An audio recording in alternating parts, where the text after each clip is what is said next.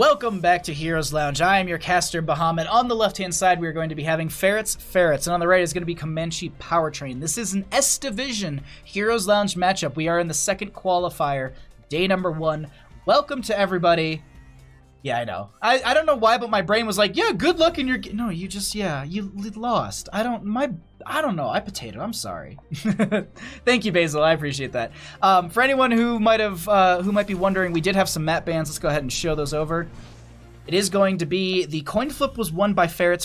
They banned out Cursed Hollow. The members of Comanche Powertrain decided that Sky Temple was not going to be on the docket tonight, and Ferrets is going to be taking us to Infernal Shrines. I like Infernal Shrines as a start here.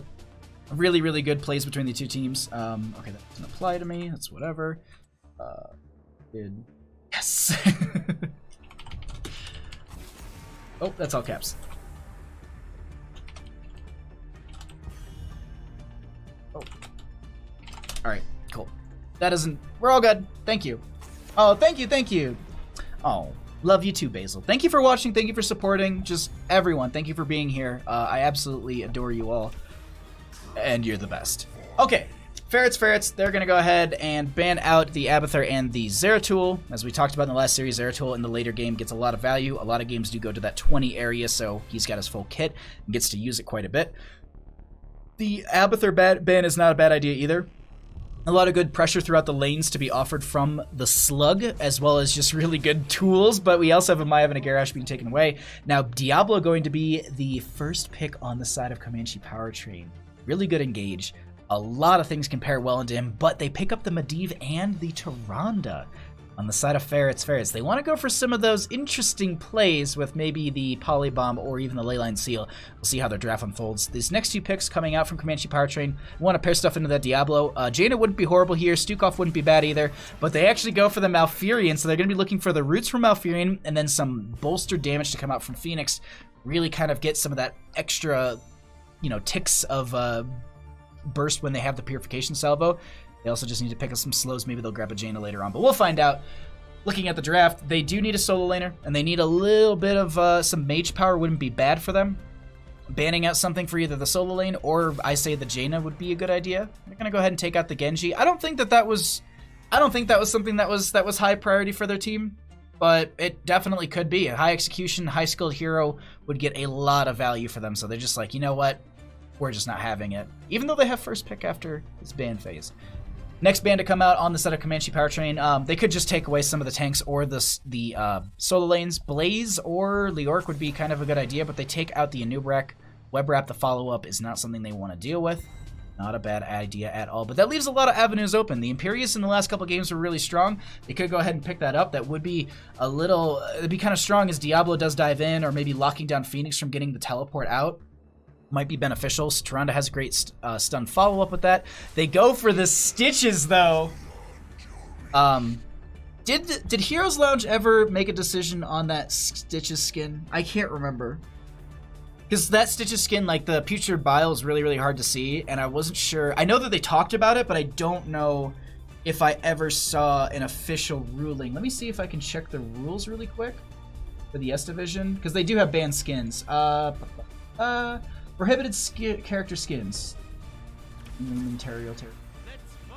Nothing for Stitches, so I'm going to take it as fine. That will be a Falstead coming into this game with an Alarak as well. Okay. Yo, Liam Hotz, thank you so much for the follow. I appreciate the support, my friend. Hope you're having a wonderful evening. Oh, I like that Falstead. I really like a good Falstead game. I couldn't tell you why, though. Last pick, though, going to be coming out. They're going to be picking up the Hanzo. A little bit more damage to be coming in with the rest of the team, so... I don't know how... to be honest, looking at the two drafts, I don't know how I feel about the side of Ferrets. I look at the draft and I feel like it's lacking something, and I don't know what it is. Maybe it's the potential of more burst from the Stitches hook and Tyrande follow-up. Maybe that's what I'm thinking. Their Shrine Clear isn't the strongest. There's a lot of things that it feels like we're missing a couple things here and there on the side of Ferrets. We'll see. You never know. But the way that I look at it, I lean really hard on the side of Comanche Powertrain. taking, like, completely taking the names away, all that kind of stuff, just literally looking at the 2 drafts, I think Comanche Powertrain's got a leg up in this, but I can be proven wrong. Sometimes I kind of hope I am, so that way we get more games. The Malthael, I swear, like, I struggle, because, like, I don't know if he's got the biggest burst per se. He does have a lot of good damage. I don't know why. I agree, Kriv. Maybe it's just, it seems a little out of place to me. I don't know why. It could work. It absolutely can. I mean, late game, if they get a couple hooks onto some lower health pool heroes and get those last right stacks consistently, who knows? I mean, they could just be looking just to get gorge value. We'll find out. Let's go ahead and get into this game. Number 1 between Ferrets and Comanche Powertrain on the left-hand side. We're going to be having Ferrets with Ghost Dunk on the Malthael. Wintermute will be on the Tyrande. Arik will be on the Hanzo. Evening will be on the Stitches. And I'm trying to remember it. Surshan Sheep will be on the Medivh. Trying to remember all the team names by heart. On the right-hand side, we're going to be having Comanche Powertrain with Bob Ross on the... I don't know why I said Phoenix almost. We're going to Bob Ross on the Falstead. Noah will be on the Alarak. Unaverted on the Phoenix. BKB will be on the Diablo and Legacy. Rounding out the team on that Malfurion. Let's go ahead and get into this. We do have Malthael, just to note at the start, on a Pale Horse. Looking for some maybe double duty on some soak between top and mid. Looking for some of those late game fights or some picks, just making sure that they have that value. Evening with the hook, not going to be able to do that. How are you going to get the hook target low for last rights, though? I'm not sure. I don't know. I don't know how I feel about this. Surshan Sheep will be looking to get those stacks up as quickly as possible. That's a big thing that they're going to be wanting to make sure they're keeping an eye on for this this Medivh, to make sure they're either negating those stacks or just not allowing too many of them to happen. The overpower, and oh my god, the telekinesis. Surshan Sheep is not able to walk away, and that will be the extended lightning for the kill. One thing that I've noticed a lot of the teams doing, and if you're an Alarak player yourself, or at least wanting to do things, when you see a member running away, don't try and actually do the extended... Sorry, I choked a bunch of tea. Don't do the extended lightning on the character that's here. Hit the tower. I'm sorry that I missed that completely. I was like, talk, like, where to hit your extended lightning so you can get a lot more value. But yeah, no, it's some rotations coming out and getting a lot of picks early here. The big thing, as I noted, Hook is going to get some damage on the BKB, but they have the Shadow Charge onto the minions, so they'll just continue to do rotations. What they want to aim for this early game is get Diablo stacked up on as many of the souls that he can get. Falstead doing some double duty on some soak because he did go for the bribe at level 1, so we are going to be seeing a lightning build coming out from Bob Ross, which I personally like. I've always wanted to play this a ton. Bob Ross taking a lot of damage there. They do have the portal out. Make sure they're just going to back off fine. And we have just players across the map. Camps are going to be picked up and pushed into the lanes as well. Meanwhile, top lane, Falstead will be just pushing right into Ghost Dunk. They want to try and double up on that soak, as I said, because they need to get as many of these stacks as possible. Lightning Rod, that's what it is. I wanted to say Chain Lightning. I was like, that's not the right one. So I'm making sure I'm not missing important messages in Discord. Camp gonna be... Okay, I thought they were gonna stall it out there. We do have the first Immortal phase popping up here in 15 seconds, or at least the announcer for it will be in 10 seconds here, and that's gonna be going into the bottom lane. Mid is going to be pressured up a little bit. They should be able to clear this out, and it's mostly just gonna be a little duty for both of these teams. I'm mature, I swear. They're just going to be able to have to pick up a little double duty in some of these soaks. We'll also see how Bob Ross will be able to get some bribes later in this game, maybe use them on the aggressive side just to seal away some camps. Not going to be finishing up this Bruiser camp, or maybe they're just taking out one of the... maybe they just have one stack coming out from Bob Ross, so they can at least pick it up with just those 2 stacks of bribe. They can be done with it. Yeah, it's exactly what we're going to see. They took out the 1 so they can speed this up a little bit. Nice little place coming out on the side of Comanche Powertrain. Ferrets will put themselves right under this point right away. A level gap is already starting to form between these 2 teams. We can actually see where some of those numbers are going to be coming from. They are going to start on this. They're going to try and get as many of the skeletal defenders and little duty. Thank you. I'm glad Kriv caught it. They step up onto this point, but they're easily just getting pushed back here. BKB is looking for an entryway on that Diablo with the Shadow Charge. They do have a portal forward, trying to find something into the backline. Nice route instantly over the portal to make sure that no one goes in on there. Telekinesis to pull them in. The Shadow Charge as well. Effing getting a lot of good damage in, and no one going down just yet, but BKB is very low. That is going to do the lightning on one of the members, and they're really starting to get that Stitches low.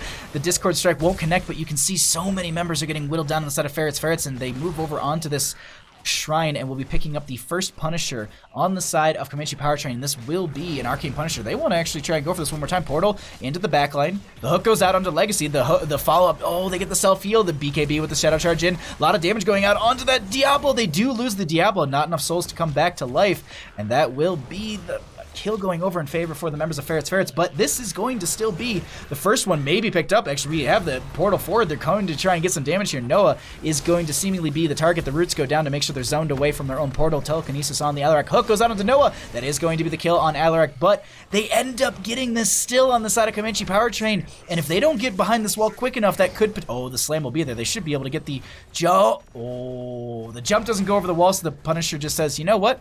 I'm gonna just walk into this wall for a while. No, I'll start attacking. Top lane does have the Malthael just picking up some double duty on the Soak. We also are going to be having Bob Ross go up here right away with that lightning. You can see a lot of damage already coming out. Oh my god. They're not going to be able to get the kill from that. And they went for Boomerang as well for the wave, just to make it a little bit easier for that false dead. Boomerang's such a strong talent. I wish it was honestly baked in, but that might be a little broken. Hook. Oh, they catch unaverted. I don't know if they have the portal out. And the stun. Nice pick coming out from Ferrets. These single target picks really are going to be what they need to do. And I talked about their burst not being high enough. Well, I'm going to shut my mouth. Double duty. I mean, but that's what they have to do, right? I mean, Ghost Dunk is going to have to eventually probably double lane Soak with that on a pale horse.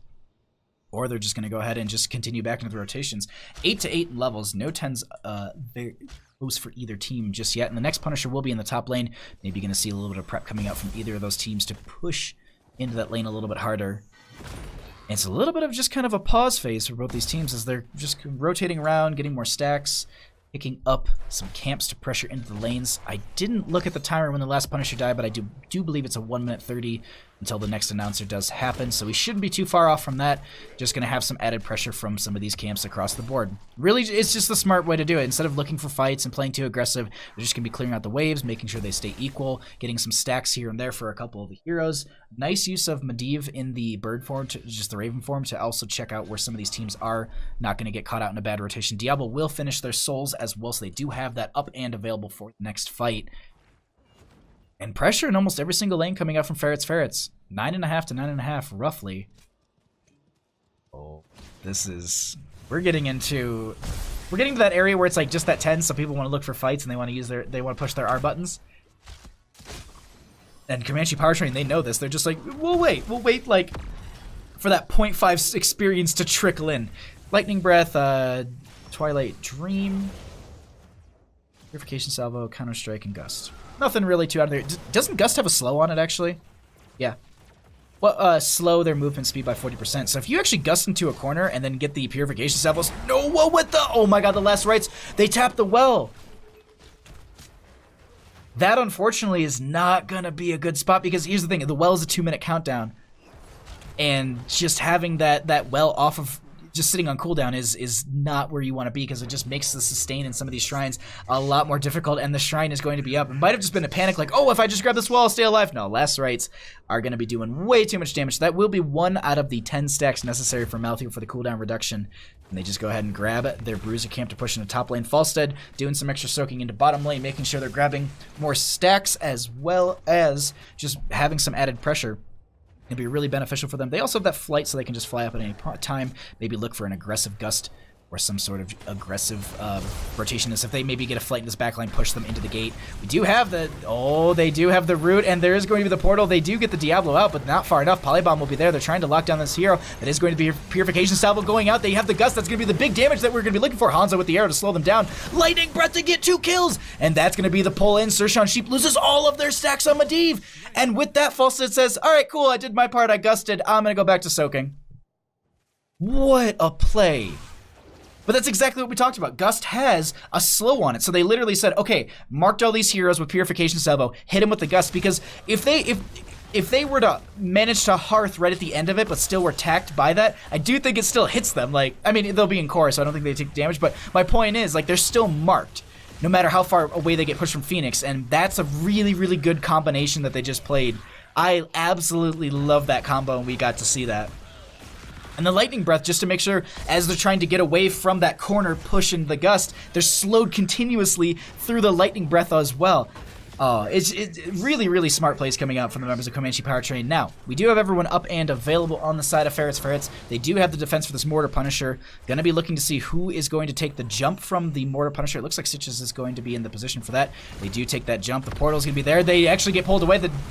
All the protection statuses and everything is used. Effeting is able to stay alive, but they do lose their top lane fort. Malthael making sure mid lane doesn't get pushed in easily. Gus so OP? Yeah, Falsehead's OP. I'm just gonna take that and just kind of turn that into exactly what I want. Falsehead's OP. Alarak will be going down to the Medivh. I do believe there was a Stitches Gorge there that I completely missed. No last right stacks though. I was thinking that they might mark them just to get the extra stack. Oh, well, they can't because they're in mid lane. My apologies on that one. Gust has always been OP. Can make your teammates do it. Yeah, I love Gust. Like, I love playing Falsehead because it's just like, this is a bad fight. I don't like this Gust. Or if your friend's playing ETC and they say don't Gust, and then you Gust as they mosh. Hook goes out onto Bob Ross. They have the barrel roll to get out just fine. They start to step up. That's going to be some damage coming out for Phoenix. They get the root as well, but they don't find a kill just yet. 13 to 14 in levels, 5 to 5 in kills. We'll go ahead and actually just cycle through some of these numbers as well, just to take a peek at what these teams have been picking plays. Excuse me, how their picks have been making plays. Yeah, maybe that's a little bit of an aggressive play on the side of Comanche Powertrain, but seems like with the aggression that they have throughout this entire game, they're going to be using the bribe from Falstead just to quickly finish out that camp and sneak the extra wave pressure into mid.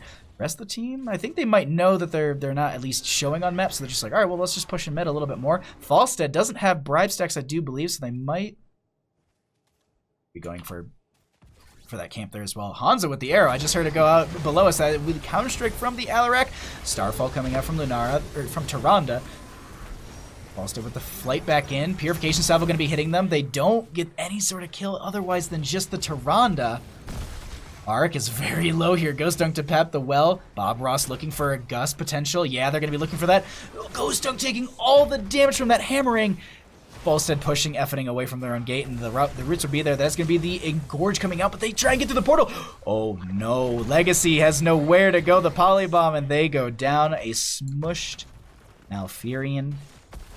This single target picks coming out from Gorge could be the thing that really keep them into this game, into that late game. Hook goes out just to pull this a little bit closer so that way they can at least get the burn onto this.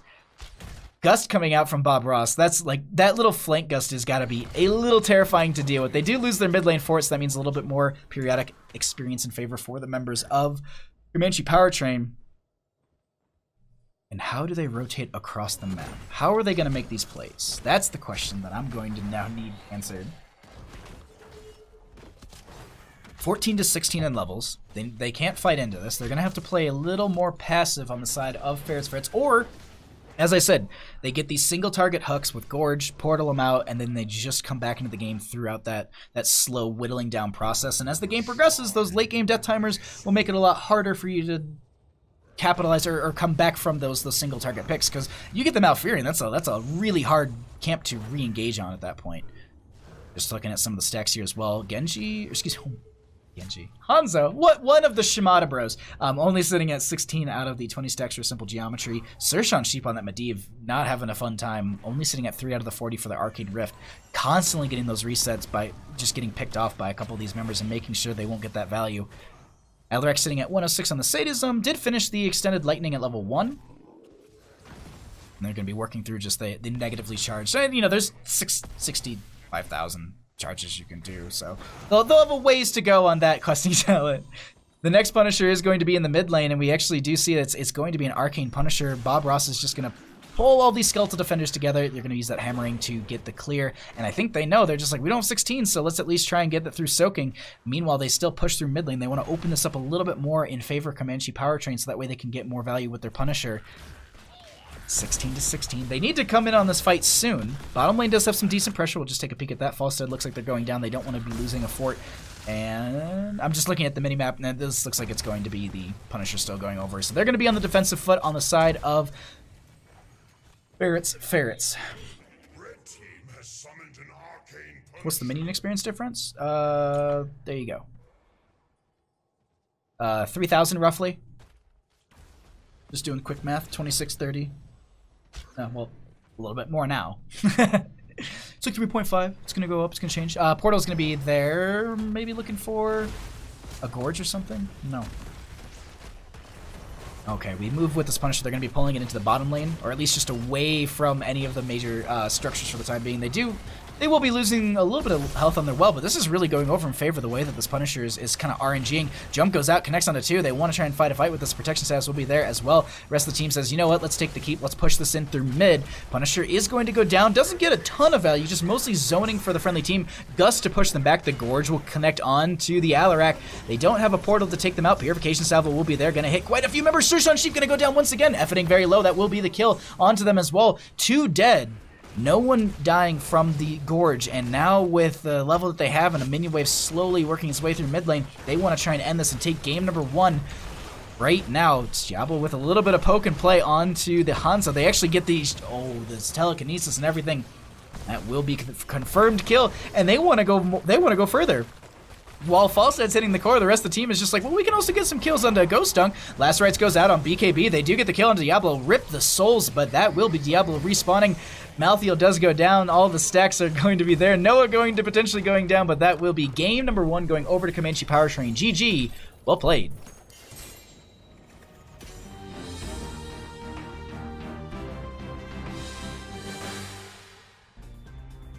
Alrighty, welcome back everyone. Sorry, I was trying to fiddle with something, but I don't want to do that on the fly. Hold on, just really quickly, it's because I just want to have it monitored for myself. Oh, it's not. Whatever. Welcome back to Heroes Lounge. I am Bahamut, your caster. On the left-hand side, we're going to be having Comanche Powertrain up a game, and on the right, it's going to be Ferrets. They did swap sides on us, so we had to do that really quickly, but we are all set. We are ready to go. Let's go ahead and check out what we had when it comes to map bans. The members of Ferrets won the coin flip. They went ahead and banned out Cursed Hollow. Sky Temple was banned out by the members of Comanche Powertrain. First map was Infernal Shrines, chosen by Ferrets and lost by them. They opted for first pick, I do believe. Yes, I just saw that. So that gives Dragonshire the map of choice for game number 2 over to Comanche Powertrain. Whew, we did it. Let's go ahead and get back into our draft here. And we're seeing pretty much the same thing from both these teams. Literally the exact same bands. So, Zeratul super strong. Oh, Legacy 100. Thank you so much for the follow. Welcome. I'm glad you're enjoying the stream, and thank you for supporting and checking us out. Alrighty. Let's go ahead and get into this draft. Dragonshire, a fairly large map. A lot of good global play you can utilize here. A lot of teams actually prioritize the Dahaka pretty early here, but this is going to be more Tyrande. Not really too surprising on that front because the fact that, well, it's Tyrande. She's just such a strong healer, such good zoning tools. Her lockdown's great, her vision's great, and Starfall is just a great talent as well. I have to burp. I choked so much chi just a second ago. Sorry. Joanna and Genji will be grabbed here on the side of Comanche Powertrain. Not a bad start for them either. Genji does have a lot of Swift Strike and a lot of mobility. That will give them some decent value. Joanna is going to have some decent setup. The Blessed Shield is a great tool for that as well. And we get into the other side of this draft. Ferrets, they can go ahead and I would say maybe grab your main tank. Maybe grab some damage that you really want to optimize on. Something like a... Oh. Okay, so they're going into the Medivh once again, but they are going to go for that Imperious. I like it. I'm excited. Like, I'm glad that Imperious is making a decent amount of play in the S Division. It's just, I think he's a really strong hero, and I'm glad he's getting some decent value. We see some good games out of Imperious so far this afternoon. I think we've actually seen 100% win rate for them. It looks like they're just like, well, that Imperious could be solo, could be main tank. Let's ban out the Diablo. They have their Joanna. They're not going to take it themselves. Just get rid of that and not leave that open for any sort of value. Ban-wise, I would look to maybe cripple the support realm. Something in the realm of... Oh. No way. No way. No, no, no, no, no, no, no, no, no. That's not a Cho'Gall. That can't be a Cho'Gall. Unless they're just like, oh, well, we just don't want the solo lane to have Malthael into me. That's probably more realistic.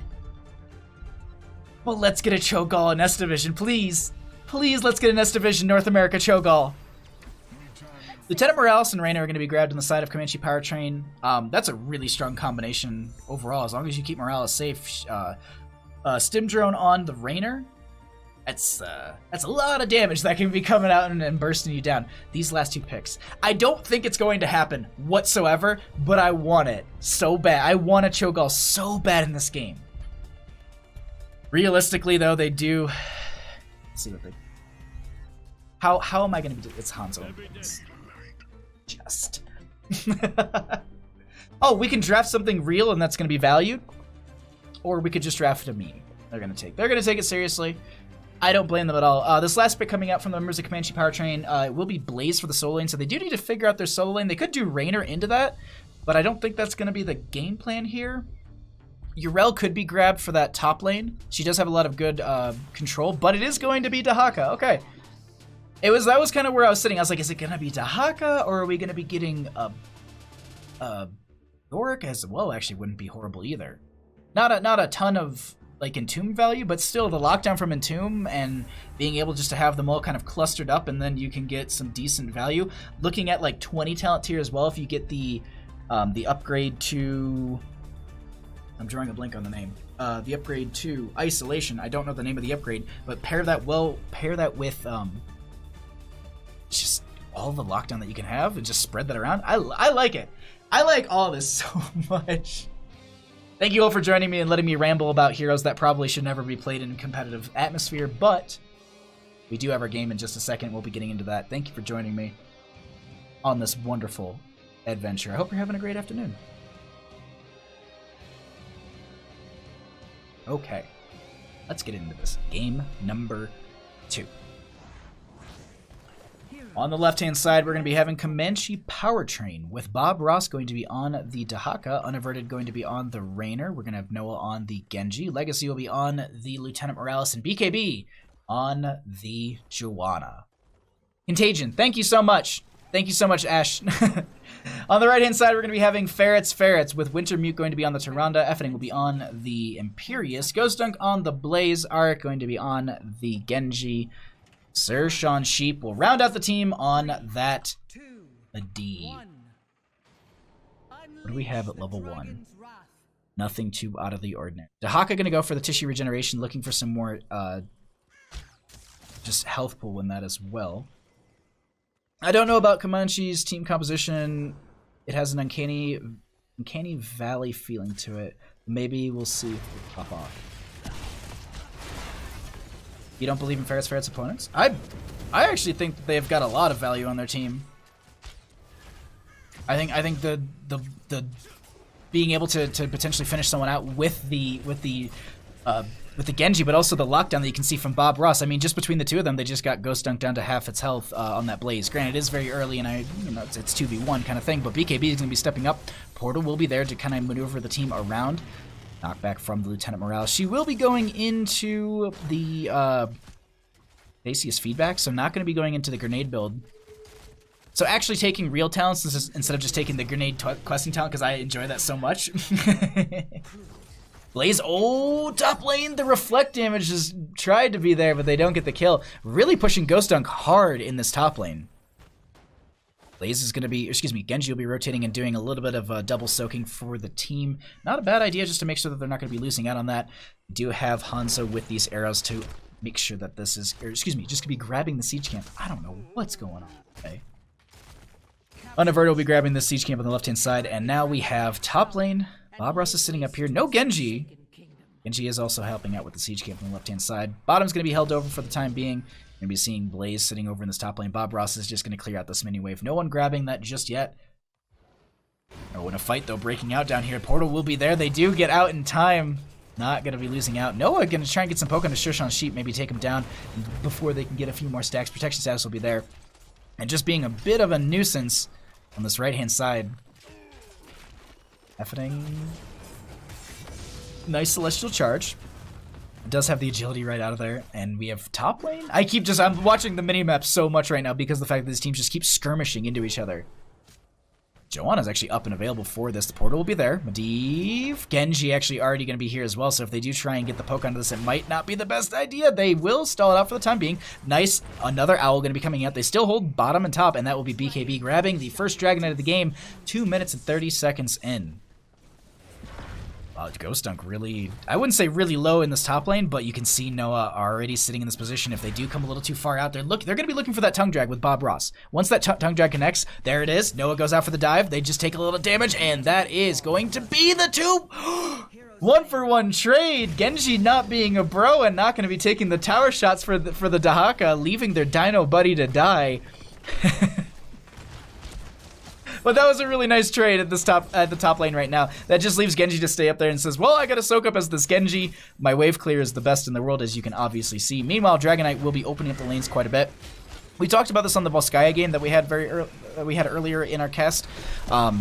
We often see a lot of priority going into the lanes to take out the front gates as well as the wells, just because lane sustain is such an impactful thing. Imperius looking for a flank here, trying to find Legacy, doesn't get the Celestial Charge, knockback from the grenade to make sure that they don't have the engage. Portal forward, they're looking for someone here. Unaverted going to be taking the stun, and this is going to be Joanna making sure they're chasing them back. The Condemn pulls a couple more members forward. Arik is taking a lot of damage here. That is going to be the Inspire coming out from Raynor. We currently have Noah diving over the wall. They could get the Switch Strike. That's going to be one reset going out for the Genji. They want to chase more. Arik is going to be the target. The Shimada bros want to kill each other. Hanzo goes down. Another dive. Do they have a reset on the Switch Strike? Doesn't need it. They do get the kill on Tyrande. 3-for-none trade, and that will be bottom lane for it. Definitely going down. They do need to tank this a little bit, but Joanna should be able to get healed up and find through that. Noah going to be actually tanking some of the tower shots there for a second. Peeking up into top lane between Ghost Dunk and Bob Ross seems to be just a fine matchup. Do you get that jet propulsion in? Dahaka actually going to pop the Essence as well, making just a note just to stay in this lane. Going to continue to get some damage out. The slows will be there. The tongue drag pulls him right back in. I don't think this is going to be a pick, but they're really whittling them down quite a bit throughout this lane. Checking in over on our mid lane, we are also going to be having the Dragon Knight spawn fairly soon. I also want to note, Sir Sean Sheep is sitting on 30 out of the 40 stacks for that Arcane Rift at that baseline. Last game, we saw them die and never get those stacks, consistently getting picked off by the members of Comanche Powertrain. We'll see if Ferrets is able to finish it out this game. It's a big talent to be able to finish and have that extra damage for your team. Ghost Dunk, this is the same setup as last time, but the rest of the team is all up here. They say it's whatever, we can tank these towers. They try and go through the gate and they say that's whatever. They take out the gate. Oh man, that's a nice little pick. Just rotations coming out from Comanche Powertrain. Really strong here. And before we get into the 10s, let's just show some of the stats and some of the numbers that we've had about halfway through this game. It's weird to say halfway when you know, 10 talents are around the corner, but we're like 5 minutes into the game. Second Dragon Knight in just a little bit. Yeah, very, very much Ferret. That Monka Estahaka, what is just the taking those tower shots, unfortunately, earlier there. So that will be 10s achieved. Show some of the experience numbers as well. We actually have medevac from the Lieutenant Morales. Not going to be going into the stim drone like we had talked about. Also going to be having the Banshees from the Raynor. They will be stealing this camp away, though. I don't think they're going to be able to make the rotation in time. They don't have anything to deal with that. It's going to be Sure Sean with the portal. They're getting knocked away, but they get out just in time. They won't be losing their stacks just yet. Ooh, that was a little close. Blaze will be holding over top lane. No one going to be in mid for the cap onto this. Genji will be in bottom. They need to get the clear onto this double camp that's been pressured in. That's a lot that they need to clear as a Genji, and Genji doesn't have really the best clear in the world. Top lane does have this camp that will be pushing onto the fort. Should be able to get that just fine. Ghost Dunk going to be coming up here to alleviate that pressure, but the rest of the team says, hey, we can just come up here and speed this up a little bit more. And I think that's going to be the case. Dahaka goes into bottom lane. Imperius with a Celestial Charge. A lot of damage going into Genji. Noah looking for just that Swift Strike at that last little bit of health. That is going to be the Lunar... Ooh, wait, hold on. The drag goes out onto Imperius. They do have the dive out. Noah's not going to be going down. They also are going to be having the isolation going out onto Hefferding. On top of all of that, no one's going down. No one holding the point. Wintermute so low with the stun. We have BKB, though, coming in for this huge aggressive rotation. They get the kill onto Wintermute. The slows will be there on Hefferding. The portal will be there, but I don't think it's going to be in the right spot. The Blessed Shield into the tongue drag to lock them down so they don't get out. Arik is going to be down here without really much mobility. They're trying to get the kill onto Noah. We also have 38 stacks sitting on. Oh, Medivh, you're one stack away. They get it. Now they can sit there. That's probably got to be like the most relieving thing as a Medivh player. Just like, yes, we did it. I can die. Okay now. We do have the Dragon Knight available. That it will be the Sentinel going out. They do have members, though, in place here for the time being. We'll see if they're actually going to be able to push them back. Noah, maybe the target here? No, just going to be getting healed up from the Lieutenant Morales. Haka will be at core, getting him full mana. Do they have the Brushstock available? Not going to be going for it. Oh, there's going to be the Brushstock, okay. Not going to be going for any sort of big flank position. That is going to be the arrow coming out from Hanzo. A lot of damage going out onto the Dahaka. There won't be an isolation just yet. Sershan Sheep is taking a lot of damage here. They actually get the kill onto the Imperius first here. That's going to also be the Dragon Blade from Noah, getting a lot of good swipes. Blessed Shield comes out from BKB. Polybomb goes out, but Medivh still goes down. That also is going to be the Blaze on top of it, followed up by the Tyrande.